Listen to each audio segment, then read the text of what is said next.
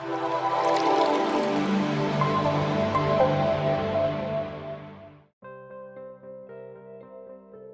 everyone, welcome back to Sharmila's Tutelage, and I welcome you all with Art of Storytelling Part 2. Before we proceed, I would quickly request you all to subscribe the channel for the latest updates and also to go back once and check Art of Storytelling Part 1, wherein I've discussed about how to prepare for a storytelling session. And in this session, I'm going to talk about how exactly to do the storytelling. So let's proceed. The first part is that since we have spoken about keeping the props and everything ready and then prepare props, so this time I'm going to talk about have the props ready before the storytelling session as per their requirement. So keep the props in such an order as and when they are required. Second, keep your team ready.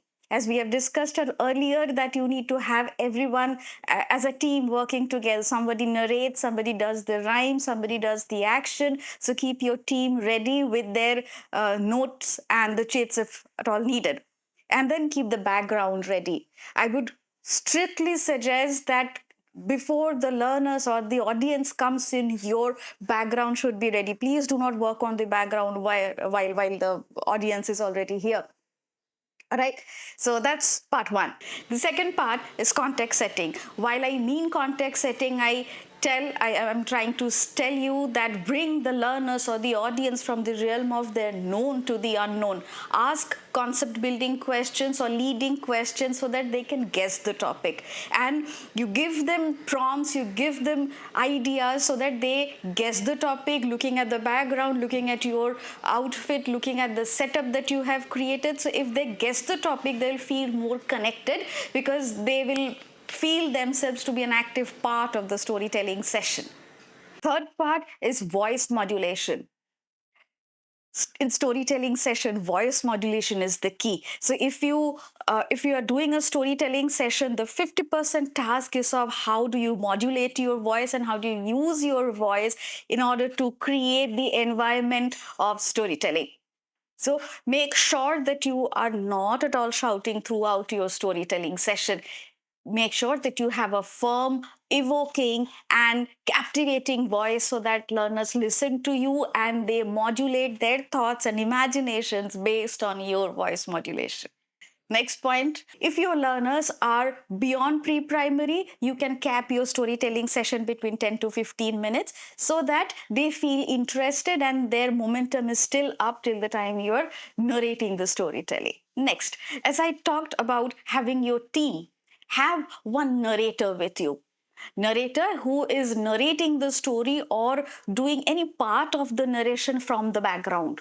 So you can decide upon having a pause. In the part one, I've spoken about having the script ready. So have a script ready wherein you pause for say 1 or 2 minutes, wherein the narrator comes in and she or he asks concept questions or understanding questions to the learners to see whether they are connected with the story or not, whether they're understanding the story or not, or whether they're interested in the story or not.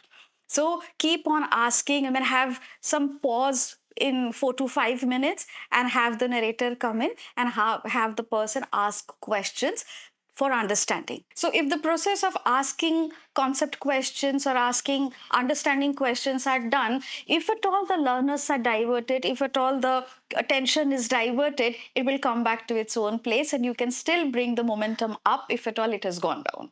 As I said, at any point of time, your storytelling session should not be noisy.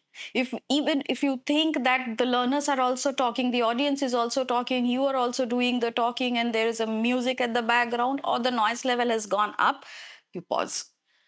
It's the best thing that you can do. You pause, you bring the attention back, ask questions, and then begin again.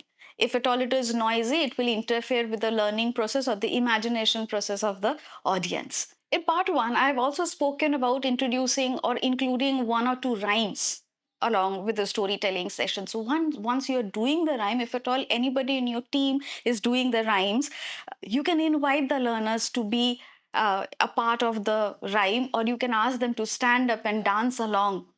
If they want to come to the stage, they can come to the stage and they can be a part of the rhyme. It will help them connect better. And the rhyming session will also evoke the musical learners. Once the storytelling session is completed, then ask final check for understanding questions. You help them to relate it with their surrounding world.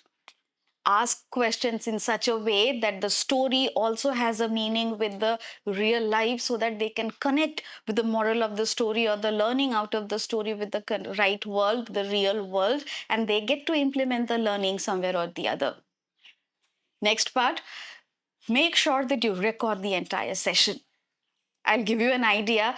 While you record the entire session, while you prepare for the story, the pre of the storytelling session should also be clipped. Some of the recordings while you are cutting the chart paper, while you're preparing the background or doing something is recorded. And then you record the entire storytelling session, the clapping, the rejoicing, the happiness, and you also click some good photographs. It will help you to record the entire session later on, and it can refer for any good or not so good things that had happened. It will help you to improve in future, and it will also help you to connect it with the social media and promote your school and promote your activities on the social media through this. You can also send these videos and pictures to the parents. They will also feel happy that such kind of activities are happening in your school. So, in a nutshell, if I tell you, the storytelling has got 5C. First is the character. So you define the characters. There are a lot of characters around which the story is revolving. There's a context. Context is the reason or the plot of the story and what is happening. Third is the conflict. So there is a conflict of interest, or there is a conflict of good or bad, right? So the moral values are the point of conflict. From where the conflict arises is the moral values that we are talking about. The fourth one is the cure. What is the solution? What is the right thing to do out of that conflict? And then the fifth part is the consequence. What happened if somebody did the right thing? What happens if you do something wrong? If you do the right thing, what consequences you'll face? And if you do not do the right thing, or if you do something which is wrong, which is not taught to you, and that's not correct, what is the consequences? So I'll sum up once again. In the storytelling session, there are 5 things. Number one is the character. Second is the context on which the story is built.